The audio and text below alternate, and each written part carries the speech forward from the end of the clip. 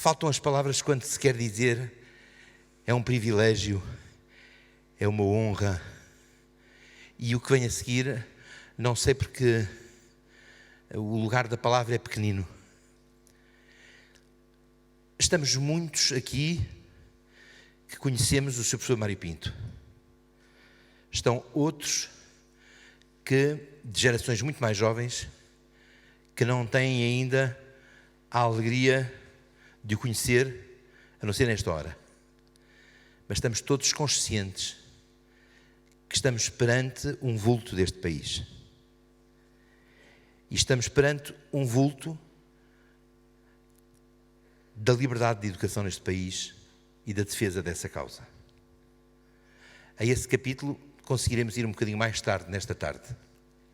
Mas agora é de facto o tal privilégio, a tal honra, a tal um não sei quê, que todos temos nesta tarde de poder escutar o Sr. Professor Mário Pinto sobre este tema, liberdade de educação inegociável e pacto educativo. Sr. Professor Mário Pinto, não há palavras para agradecer. Muito, muito obrigado pela sua presença. Vamos escutá-lo.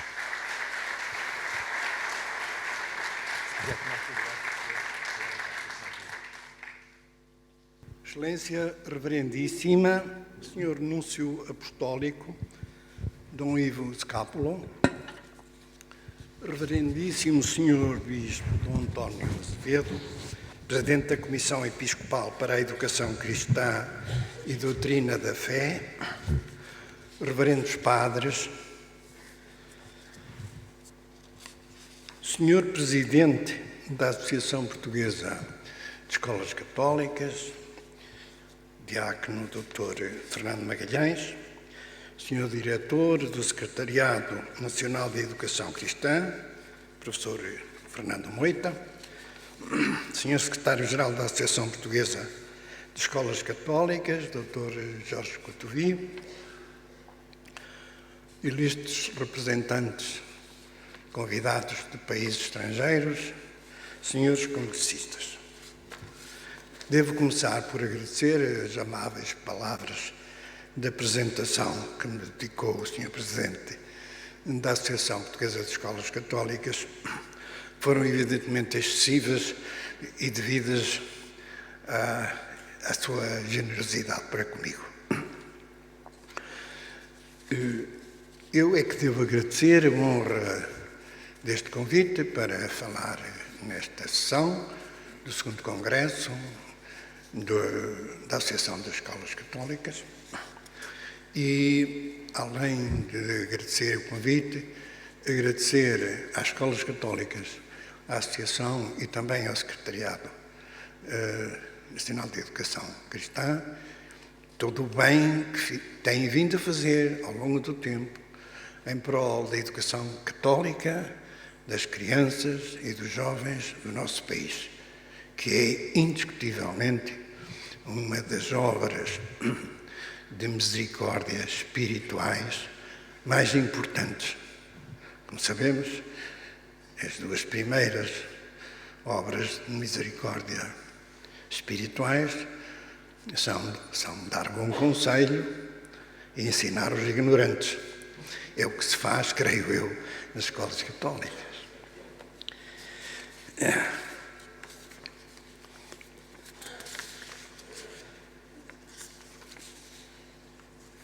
A razão pela qual eu interpreto o meu convite não foi pelo meu mérito, mas aceitei-o como um representante dos amigos da liberdade de educação mais antigos e ainda vivos, porque lembro-me de que o primeiro congresso em que participei em defesa desta justa causa foi em 1953. Já lá vão, portanto, 71 anos. Congresso convocado pela Juventude Universitária Católica, no termo do qual se aprovou por unanimidade e aclamação a criação da Universidade Católica Portuguesa, que era uma aspiração da Igreja portuguesa desde há muito tempo e que os poderes políticos iam sempre contrariando. Depois desse voto, que teve repercussão pública, ainda tivemos que esperar 14 anos, até que os poderes políticos finalmente aceitaram, prometeram o reconhecimento civil da criação canónica da Universidade Católica. O que aconteceu em 76, em 71, salvo erro, fizemos há pouco tempo, celebramos há pouco tempo os 50 anos da Universidade Católica. A moral desta história, que me permiti recordar, é que atualmente, como continuamos a ter um Estado educador, embora evidentemente em termos diferentes e com uma concepção educativa diferente, em todo caso continua a ser um Estado educador que mantém um monopólio educativo no sistema nacional. Uma vez que estamos nesta situação, quero tirar desta experiência uma lição de esperança, de força, de esperança, daquela esperança forte, de que a Bíblia nos dá relato em Abraão, de que São Paulo dizia que tinha esperado contra toda a esperança.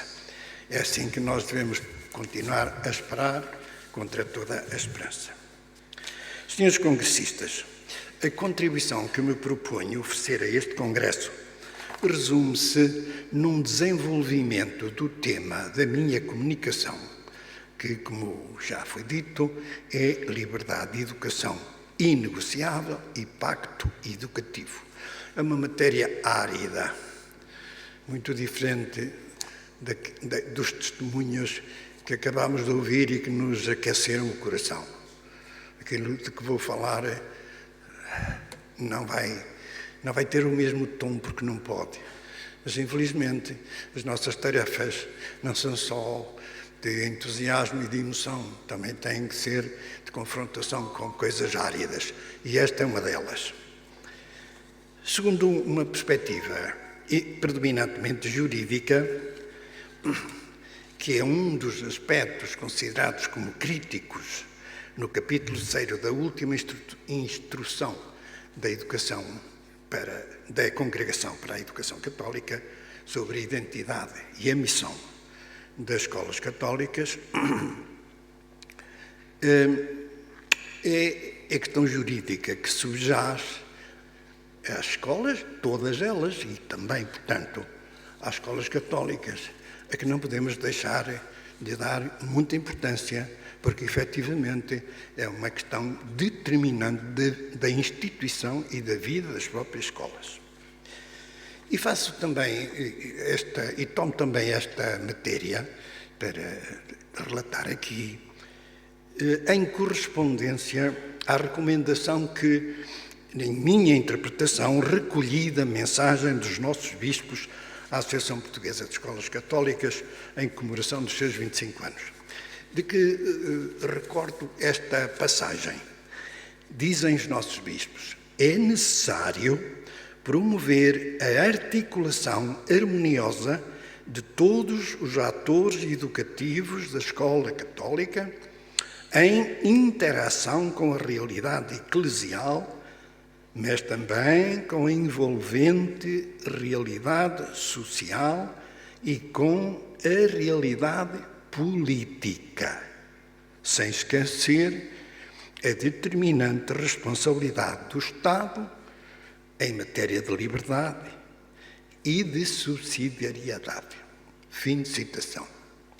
Destaco nesta citação o pressuposto da dupla dimensão da escola católica, como instituição eclesial e como instituição civil. Ideia que também foi destacada pelo Papa João Paulo II num discurso que dirigiu em 1984, no dia da festa São Tomás de Aquino, que é o patrono das escolas católicas. Aos professores e alunos das escolas católicas italianas, disse então o Papa assim: a escola católica é um instrumento essencial para a difusão e o aprofundamento da fé, para a expansão do reino de Deus. Por isso, a escola é razão de vida para a Igreja. A Igreja não pode viver sem ensinar, sem fazer uso do método da escola. Mas a escola é, ao mesmo tempo, uma realidade eclesial e uma componente da sociedade civil. Ela não deve nunca perder de vista esta sua dúplice dimensão. E como realidade eclesial, dá testemunho de Cristo ao mundo. Como parte com pleno direito da sociedade civil, ela deve, de modo exemplar, empenhar-se ao serviço do homem, da cultura e do bem comum, sem privilégios e consciente do seu justo direito. Ora bem, é direta e precisamente em referência a este justo direito que no curto tempo disponível me proponho desenvolver o meu tema. À primeira vista pode parecer que há uma contradição entre os dois tópicos que nesse tema se incluem, ou seja, entre a liberdade de educação, que é não negociável ou inegociável, por um lado, e o pacto educativo, por outro. Mas não há realmente contradição. E o que desejo provar é que, pelo contrário, é pelo pacto educativo que melhor se explicitam e preservam as liberdades de educação. É pelos pactos escolares, formalmente celebrados e depois efetivamente cumpridos, que as liberdades pessoais de educação melhor se podem garantir, quer as dos fundadores das escolas, quer as dos seus diretores, quer as dos seus professores, quer as dos seus alunos, quer a dos pais dos seus alunos. Todos, mas em diferentes posições e com diferentes estatutos. Esta qualificação da liberdade como inegociável não tem curso na nossa linguagem comum portuguesa. Eu utilizo-a fazendo homenagem à expressão em italiano que foi usada pelo cardeal Ratzinger e depois pelo Papa Bento XVI, que são, como sabem, a mesma pessoa, em alturas diferentes.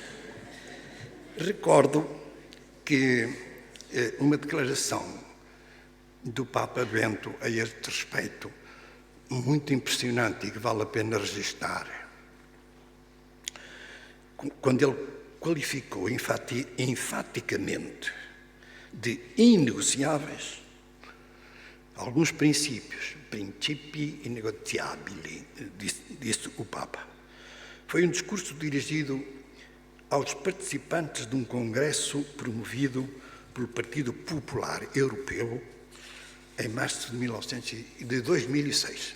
E cito, disse ele: no que se refere à Igreja Católica, o interesse principal das suas intervenções no campo político é a tutela e a promoção da dignidade da pessoa humana e, por conseguinte, ela chama conscientemente a uma particular atenção os princípios que não são negociáveis. Entre eles emergem hoje os seguintes: tutela da vida em todas as suas fases, desde o primeiro momento da concepção até à morte natural.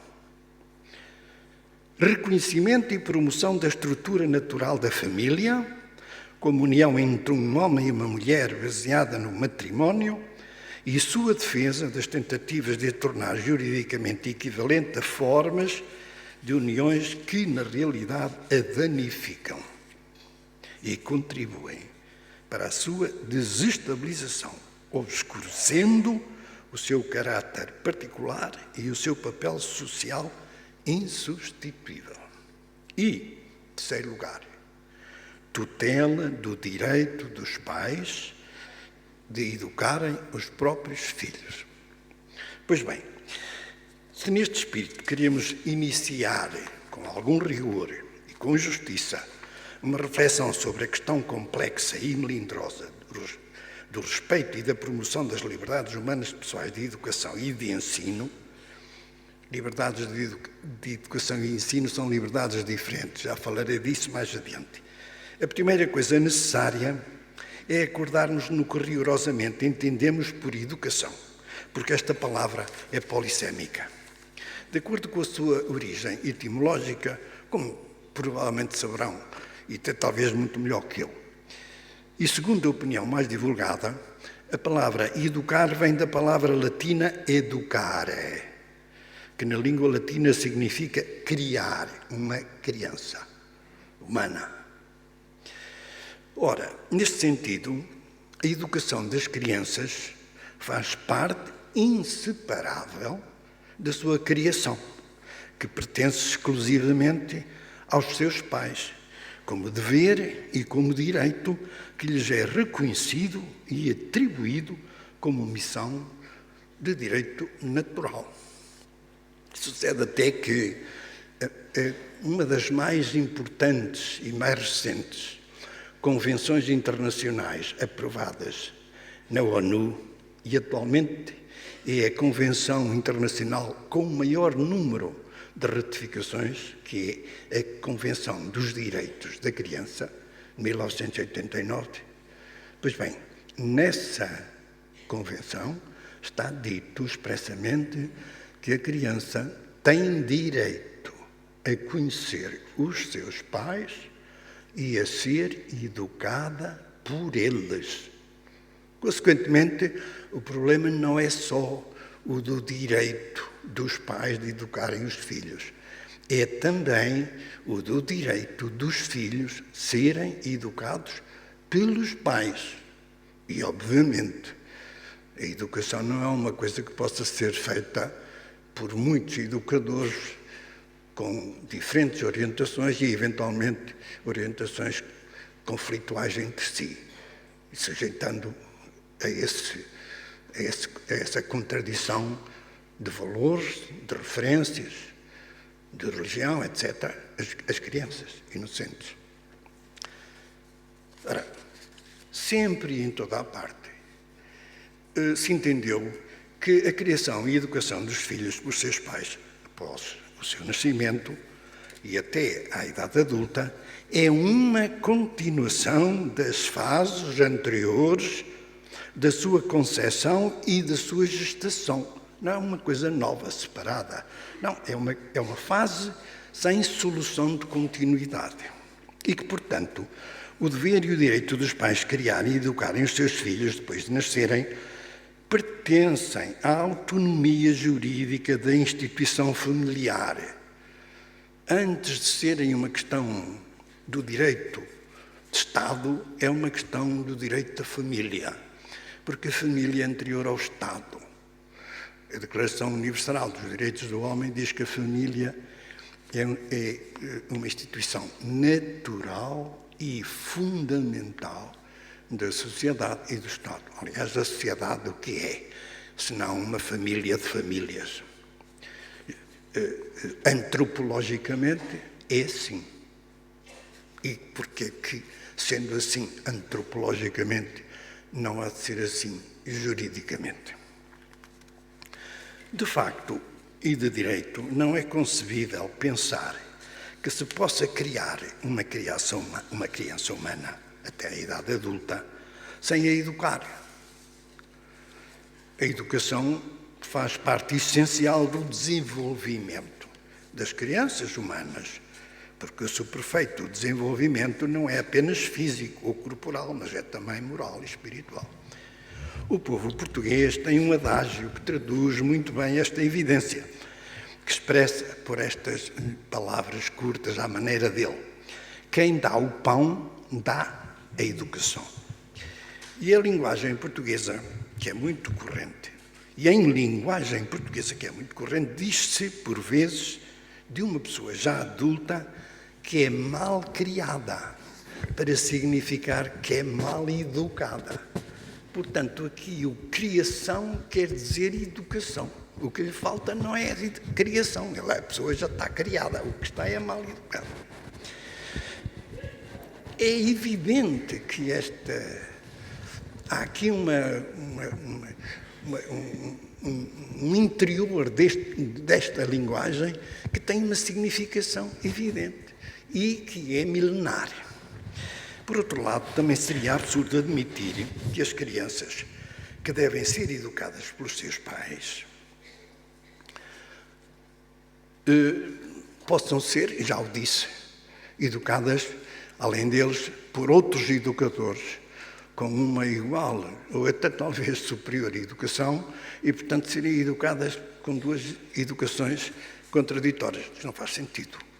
É impossível admitir isso. Não sequer é uma questão jurídica. É, antes do direito, é uma questão de senso comum e lógica. Ora bem, esta concepção jurídica de direito natural está na Declaração Universal dos Direitos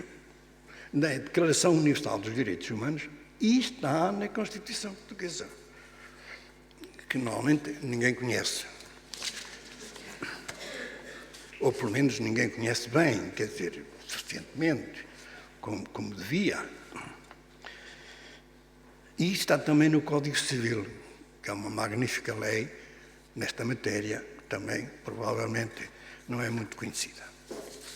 E, de acordo com esta legislação, a Declaração Universal diz assim no artigo 16, a família, eu já o disse, a família é o elemento natural e fundamental, reparem nestes dois adjetivos, natural e fundamental, da sociedade e tem direito à proteção desta e do Estado.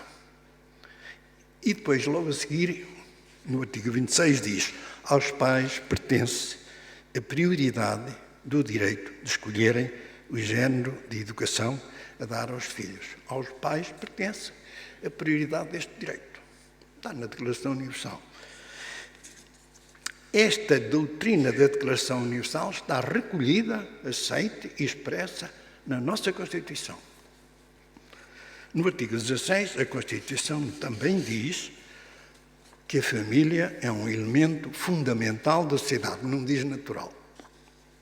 Mas também não é preciso, porque há um outro artigo da Constituição que diz que os artigos da Constituição devem ser interpretados e integrados, quer dizer, completados, pela Declaração Universal dos Direitos do Homem. Portanto, acaba por poder afirmar que a Declaração da Constituição é igual à Declaração Universal, elemento natural e fundamental da sociedade e do Estado. Está dito, portanto, na Constituição Portuguesa expressamente.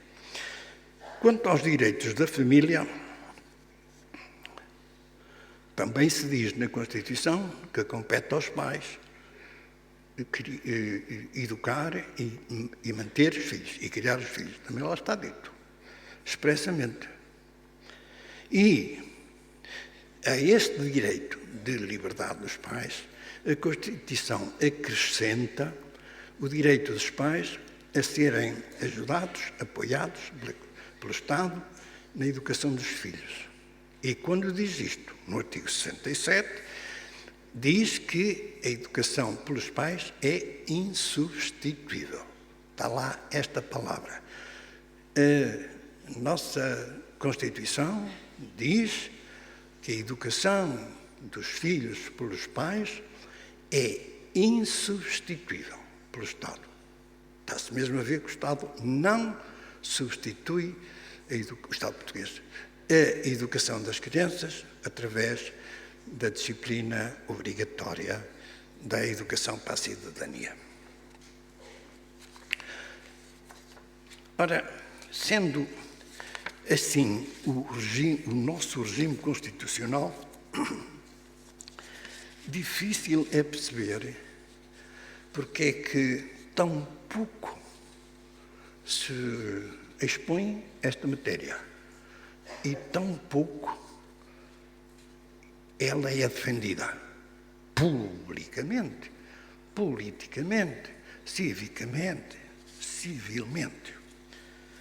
E pior que isso, pior é ainda que sejamos confrontados com declarações dos próprios governantes absolutamente contrárias a esta doutrina constitucional. Foi o caso, por exemplo, do último Ministro da Educação do anterior governo, não do atual, que, através do seu representante, do seu chefe de gabinete, é verdade, mas em sua representação pessoal, numa reunião do Conselho da Assembleia Municipal de Lisboa, declarou, num debate que lá houve sobre a educação, declarou que textualmente assim, que a missão da escola pública é retirar as crianças das famílias para serem educadas na sociedade. SIC. A missão da escola pública é retirar as crianças das famílias para as educar em sociedade. Claro, na escola pública, que pertence à sociedade.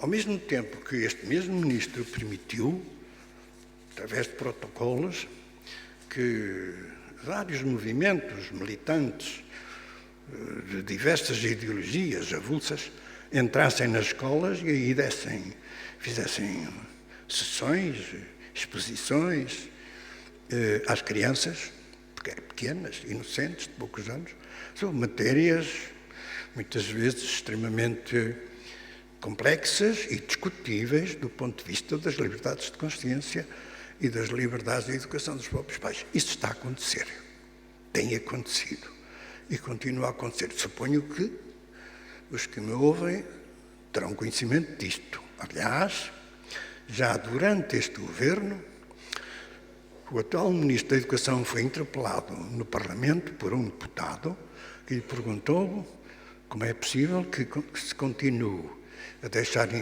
entrar nas escolas públicas estes movimentos que não têm acreditação de educadores. Para ser educador é preciso ter acreditação, não é? Os professores têm uma acreditação, não é qualquer pessoa que possa ser. Pois bem, eles podem ser, podem entrar, claro, dizem que não vão ensinar, mas vão pior, vão indoutrinar. Bom, e o pior é que, o que é que respondeu o atual ministro? Respondeu que isso era uma questão de liberdade das escolas. O que significa que as escolas públicas continuam a ter a liberdade de educar as crianças independentemente da educação dos seus pais, ou seja, com liberdade. Elas podem educar com liberdade as crianças cujos responsáveis de educação, chamam-se assim os encarregados de educação, são legalmente os pais. É nisto que estamos.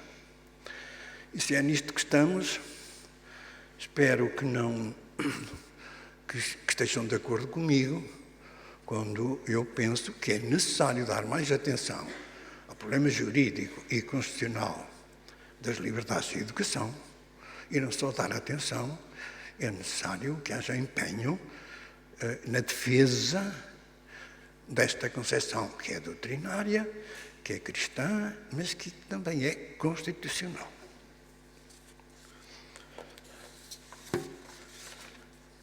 Bom, para encurtar as coisas, eu passaria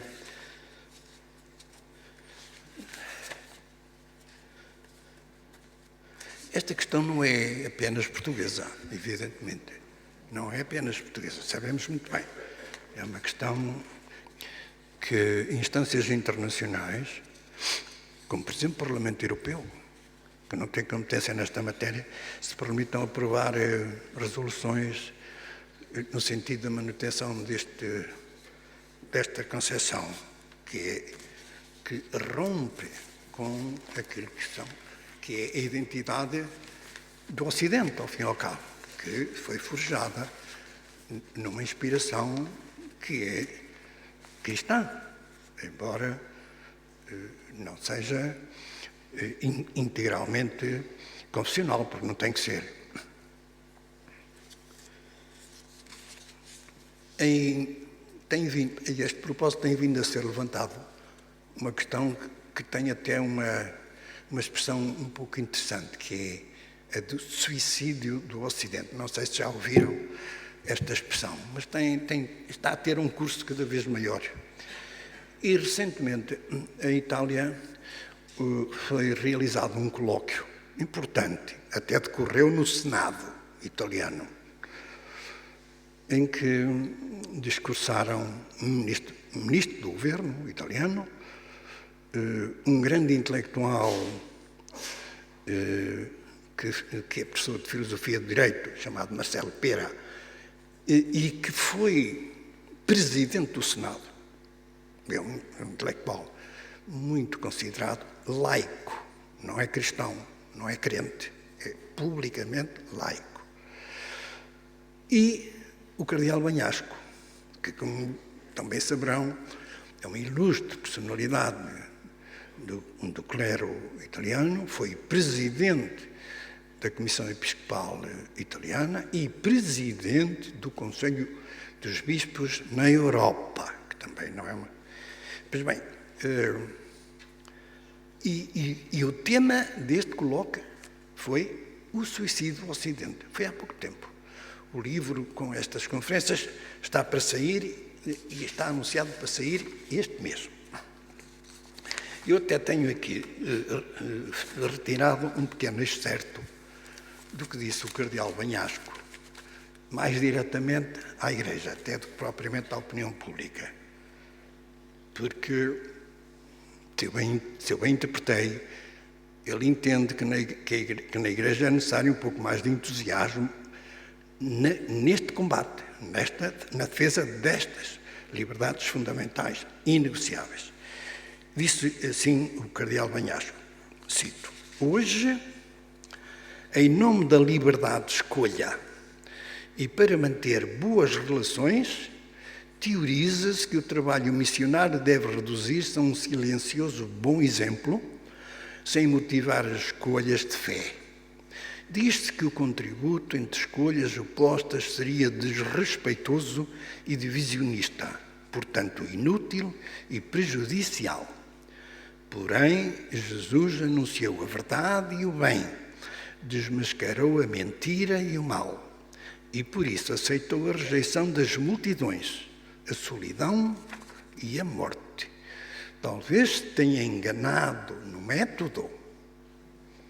Não se terá percebido de que, como dizemos hoje, se tratava de uma questão de linguagem, de comunicação, e que antes de falar deveria ter escutado as multidões com as suas exigências e assim ter ajustado os seus gestos e as suas palavras? Ora, continua o bispo, o cardeal digo, o discípulo não é mais do que o mestre, e os cristãos não podem ser nem mais nem menos diferentes dele. Fim de citação. Eu estou de acordo com esta declaração do cardeal Bagnasco e acho que acho que se justifica citá-la entre nós e no contexto enfim, direi, da cultura política, cívica, geral portuguesa. Porque me parece que falta um bocadinho de entusiasmo na defesa dos direitos fundamentais, nomeadamente na educação das crianças. Onde estão as decisões de família? Ninguém as ouve. Onde estão as decisões de pais? Eu não as ouço. Não sei se é deficiência minha. Estas questões têm que ver com eles.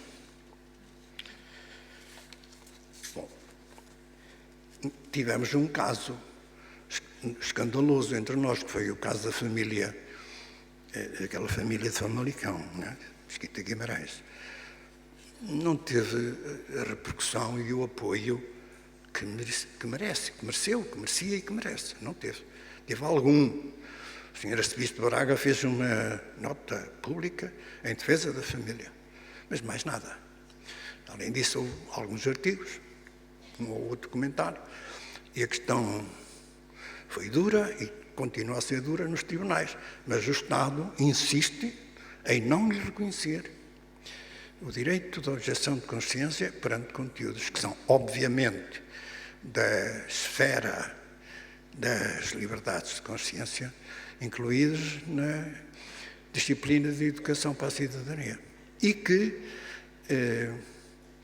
a Lei de Bases do Sistema Educativo impõe, porque a Lei de Bases do Sistema Educativo, farão o favor de consultar, depois quando chegarem a casa, diz, no artigo 7º, enumera vários objetivos para o ensino básico, e um deles é proporcionar conteúdos de educação cívica e moral em liberdade de consciência. Diz, em liberdade de consciência. Portanto, esse ensino, se é que é ensino e não é educação, só em liberdade de consciência. Portanto, a disciplina não pode ser obrigatória, só pode ser facultativa. Ninguém levanta esta questão. Nem se põe a questão ao tribunal. E vamos suportando este crescendo de Estado educador. Pois bem, uma vez que o tempo está a correr, vou passar a um ponto seguinte. É necessário distinguir entre educação e ensino. Não são a mesma coisa. Embora o ensino faça parte da educação em sentido amplo, mas em sentido restrito, há um conteúdo de educação que não é ensino. Porquê? Fundamentalmente porque a educação tem que ver com questões de consciência e o ensino tem que ver com questões de ciência. E as questões de consciência, o direito desde sempre lhe adjudicou um instituto que é o da objeção de consciência, coisa que não existe para o ensino que trata de questões de ciência. Aí não há objeção de consciência.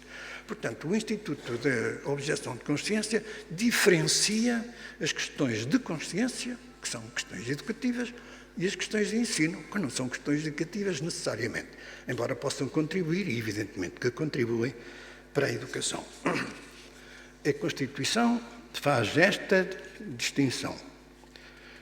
Quando trata da liberdade de consciência, refere aí o direito à objeção de consciência, embora diga que é de acordo com a lei. Não tenho tempo para explicar, mas isso não significa que este direito de objeção de consciência deixe de ser um direito fundamental. O facto de ser necessário que haja uma determinação legal não quer dizer que ele deixe de ser direito fundamental e que o Estado possa modificá-lo, alterá-lo, diminuí-lo, restringi-lo a seu livre-arbítrio. Não significa isso. Isso é uma questão complexa que não tenho tempo para abordar.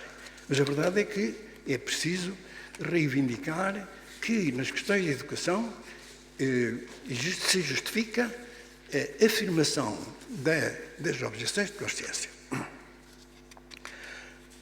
Nesta distinção entre ensino e educação, eu até tinha aqui uma citação muito interessante, porque normalmente não se faz. Na linguagem corrente, confunde-se as duas coisas, umas vezes existe ensino, outras vezes existe educação. O ensino pode ser obrigatório, a educação não. Isto é obrigatório pelo Estado. O Estado pode dizer estes conteúdos mínimos de ensino, de aprendizagem, são obrigatórios. É legalmente possível, é constitucionalmente possível.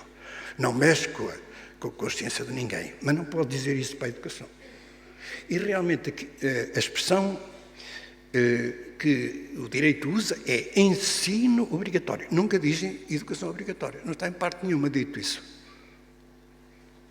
Portanto, se a educação não é obrigatória, não pode haver uma educação cívica obrigatória. Em parte nenhuma da Constituição. E a própria Declaração Universal, quando defende o direito de educação, diz que ela deve ser gratuita, pelo menos na parte correspondente ao direito obrigatório. Mas não diz que há educação obrigatória. Deixa eu ver se eu encontro aqui. A citação era do José Saramago. O José Saramago tem numa entrevista que deu, disse que havia uma grande confusão entre educação e ensino, que ele, na família dele, era analfabeta, que nunca lhe tinha ensinado nada, nem podia porque era analfabeta, mas que o educou, e educou muito bem. Disse ele. Ele disse, e disse mais, disse que antigamente o Ministério chamava-se da Instrução e agora passou a ser da Educação. É verdade. Em português, em Portugal, o Ministério tradicionalmente chamava-se Ministério da Instrução. Só deixou de ser assim com o primeiro governo do Dr. Salazar, porque o Dr. Salazar achava que a escola pública devia educar as crianças, não apenas instruí-las. E realmente mudou-lhe o nome, logo no primeiro governo. Desde então nunca mais o nome deixou de ser este e continua a ser Estado educador, quando não devia. Ora bem, posto isto, passarei ao último tópico, que é o do Pacto Educativo. Toda esta matéria das liberdades de educação, reparem, há vários intervenientes, aos pais, aos filhos, aos professores, não é verdade? E numa escola, evidentemente, há o instituidor da escola, ao diretor da escola, que pode ser outro, aos professores da escola, aos alunos da escola, aos pais das pessoas da escola. Toda a gente tem liberdade de educação, toda a gente tem liberdade de ensino. É preciso que esta liberdade se coordene. Como é que se faz? Faz-se exatamente através da ideia do Pacto Educativo. É necessário que haja um acordo entre todos estes participantes da instituição escolar, que começa no primeiro pacto, que é o da criação da escola, da instituição escolar, pelo instituidor. E depois o instituidor agrega a si outras pessoas que vão cooperar consigo, fazendo um corpo comunitário escolar, que são os professores. Finalmente, a própria escola, quando se relaciona com os seus alunos e com os pais dos alunos, só o pode fazer por via de acordos. Nem a escola tem o direito de impor aos alunos, nem os alunos têm o direito de impor à escola. Tem que haver um acordo. Normalmente esse acordo faz-se quando os pais matriculam os filhos na escola e, ao matricular os filhos na escola, consciente ou inconscientemente, declaram que concordam com o projeto educativo da escola. Consequentemente, é necessário, reparem, não tenho tempo para esmiuçar muito isto, mas é necessário que haja um mínimo de formalização deste pacto educativo, sob pena de poder haver conflitos. E há. Sobretudo com os trabalhadores nas escolas, que muitas vezes isso tem ido aos tribunais, e já chegou aos tribunais europeus, questões em que os educadores resolvem em escolas que são instituições de tendência, isto é, que têm uma marcada doutrina, que desejam exprimir na própria prestação, as próprias prestações da instituição são de doutrina, e aí é evidente que o colaborador, o trabalhador, tem que estar de acordo e as prestações que executa serem congruentes com a própria instituição. Por vezes não são. E então levanta-se o problema da ruptura do contrato de trabalho. E tem sido invocada a justa causa de despedimento em casos graves. Isto é muito complicado, porque, como sabem, há uma tradição crescente de defesa dos direitos dos trabalhadores, da sua independência, e de que não devem alienar a sua liberdade. Não devem, obviamente, mas podem comprometer-se. E isso deve ser feito na celebração dos contratos de trabalho. Mas, para esse efeito, é preciso que, nesta celebração, os projetos educativos sejam claros. Porque, se não forem, depois, no momento do conflito, não se pode provar que o compromisso do trabalhador teve rigorosamente aqueles conteúdos. É em todo aconselhável que as instituições escolares, designadamente as escolas católicas, que são instituições de tendência, evidentemente, formalizem o melhor e o mais rigorosamente possível, que é o seu estatuto, o seu projeto educativo, que isso conste dos seus estatutos e que isso seja formalmente acordado na celebração dos contratos de trabalho e na matrícula dos alunos com os pais, porque também aí pode haver divergências. Isso tem uma grande vantagem, é que torna a instituição, com esta maior formalização destes compromissos, torna a instituição mais sólida, mais poderosa e com uma maior amplitude até de missão, porque designadamente, neste caso, é de toda a conveniência que a própria comunidade dos pais dos alunos sejam convidadas a integrar a própria escola no seu devido lugar, participando e corresponsabilizando-se na educação dos alunos, dos filhos, e não só no momento em que os matriculam, mas depois no momento em que a escola desenvolve todo o seu trabalho e as crianças se desenvolvem. Disse o essencial. Desculpem realmente o tempo que levei. Muito obrigado por me terem dado atenção.